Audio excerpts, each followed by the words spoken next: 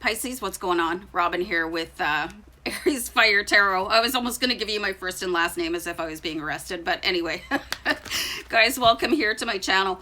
I'm doing June 2021 month ahead tarot card readings. So this is going to be a general read for the sign of Pisces in Sun, Moon, Rising, and Venus. So guys, if you don't know how to calculate your Moon, Rising, or Venus, I use this website called Cafe Astrology, so you might want to check that out. It's really informative with stuff like that. It's actually pretty cool. So let's get back to the reading.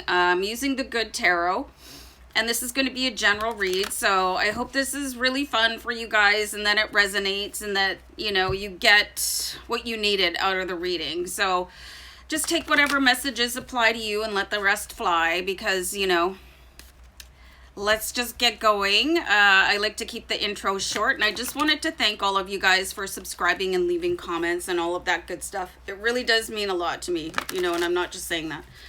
All right, let's get going.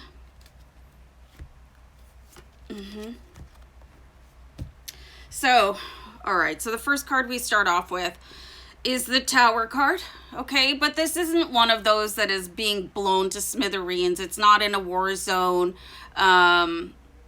So there's a new, I'm getting the word armor to you. There's a new calm. The universe is getting ready to throw you another pitch. You know, if you've ever heard that phrase that the universe keeps testing you until you've learned your lesson. It looks like you've finally learned whatever lesson that you had to learn. Like if you were giving people repeated chances or just whatever, you know, just something. Maybe you were dating the wrong type of person over and over and over again, and it was a different person, but it was the same person with the same attributes. Finally, this Tower is showing, job well done, Pisces. Lesson well learned for you. So is it ultra calm? I don't have any other Tower that sits like this. Most of them are like whoosh, with the nude guy falling out of the windows. So, I mean, this is a good sign where you see the storm brewing and you're like, here we go again. But, you know, you might have fooled me 100 million times before, but not this time. You can't fool me yet again. So, and everybody does this. Everybody trips and falls down this path of learning. So I say that with love, you guys. All right. So this is great news. You know, you finally got your gold star. I'm going to write that down. Hold on for a second. I also took a very large sip of tea. So anyway, you guys are like, oh, okay, well, here comes trouble, and I'm good over here. Trouble can just roll past me this time instead of like, woohoo, here comes trouble. So here's the Queen of Air. So she's a really fascinating card. I want you guys to have a really good look at her. She's got an owl on her shoulder, and then it's like her headdress is wings also. So this is a very streamlined vision, the Queen of Swords. She represents the element of air, but I'm just seeing where you're able to get your life into a little bit of a better focus. Like that word that I'm getting is really being streamlined. You know, when you talk about the court cards for the swords or air, they're really at the top of their at the top of their game. You know, they're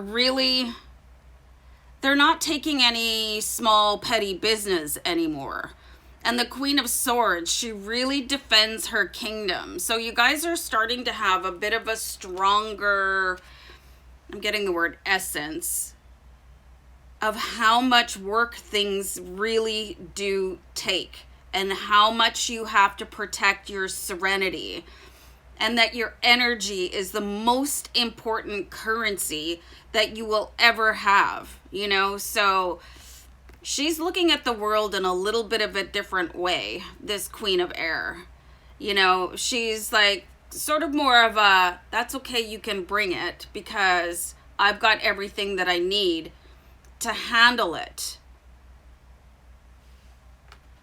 In some decks, the Queen of Air or the Queen of Swords, she's ready to rock out a battle, okay? Like, she's really prepared to take everybody on. Like, come on, you know, I'll take on you, I'll take on you. But here she's like, that's okay. I'll just sit on the sidelines. You guys carry on. I'm getting a picture of Glenn Close. What was that movie that she was in? That's all. You know what I mean? Oh, no, I don't have it. Somebody tell me in the comments what that movie was. Okay, so the Queen of Air and the Tower, both very peaceful and strong, really coming into a new power, like owning who you are, refusing to let anybody rock you. You know, if you want to get rocked, you're going to make that decision on your own. You're not going to be pulled into it. So we have the Four of Water here. So this is kind of compelling here too. So the information that I'm getting from my guides is that try not to be so strong and impervious with the Tower card and the Queen of Air that you miss out on your life. Like, sometimes we can go so far behind these protective walls that we built, and you guys needed to do this for a reason. But sometimes the good stuff can't come in with the Four of Water, you know, and you guys are water. So be careful not to cut off part of your personality or allow people's emotions to reach you. There is kind of a happy medium when it comes to building that wall up with the Tower, keeping your distance with the Queen of Air. But there's something else that wants to come in here. And if your like feelers aren't up, if you've got them cloaked behind the Tower and the Queen of Air, you're going to miss it. And this could be an opportunity too. You might just end up cutting too deep into yourself. Does that make sense? You know, to filter out everything is going to leave you feeling empty. So be very selective. Like, this is a really powerful Tower where it's calm in every circumstance and nothing affects it. But then the other side of that is nothing affects you, you know? And there is something called the art of detachment. So you might want to look that up. But I mean, this is love coming in for you. The water represents emotion and feeling and your heart. And it could be somebody coming in to help heal you or love you, you know.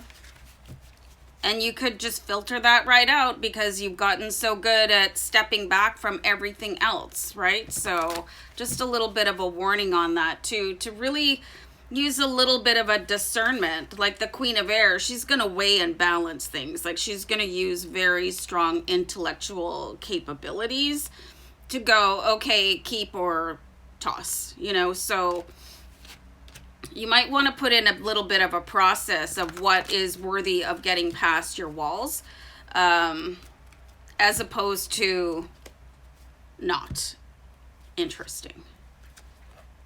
Very interesting. So I pulled the Fortune's Wheel. There is a change coming in for you. A really positive, strong change, but you're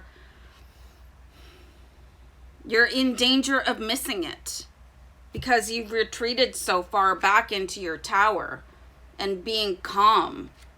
And there's something that wants to ignite your emotions with this Four of Cups. Sorry for all the pausing. It's allergy season. Yikes. So anyway, you just don't want to like clear the whole plate, you know?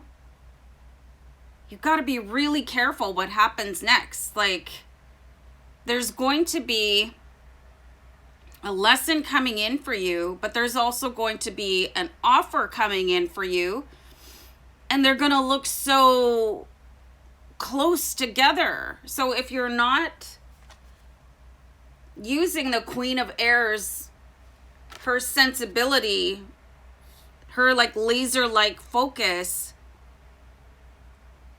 it's like you're going to miss out on everything. Man, this is going to be really tricky. So you are going to have to ask questions, probably questions and this is going to be around people, I would say, that you might not be comfortable asking, but the Queen of Swords is okay with it because this is her life, right? And this is your life. So you're allowed to question everything. This is going to be very complicated for you guys because there's something for you guys to really take advantage of. But if you look at it and think, well, that's just another scam, that's just another trick, you know, that's just somebody offering love that wants to use me, okay? So stay really patient with this and do the investigation. You know, it's okay to be standoffish and let things play out, but I would say don't dismiss something right away. And use the Queen of Air. Like really go and research who the Queen of Air is, the Queen of Swords, how she manages her life. Like, she's very, very, very successful. But she also picks people apart in order to get there. And she's going to do it in the nicest possible way. But you're going to see something that is meant for your downfall, and you're going to see something that is meant to bring you up higher, and they're going to be barely discernible from one another. Be very careful this month, Pisces, with who you engage with and what opportunities you decide to go forward with and which ones you decide to trash, because they're going to be so hard to tell apart. Whew. Oh my goodness. Okay. All right. I hope that made sense. I felt like it was like really twisted and, you know, tumultuous, but that's how it's going to feel for you. So, I mean, strap up. All right, guys, take care. Bye.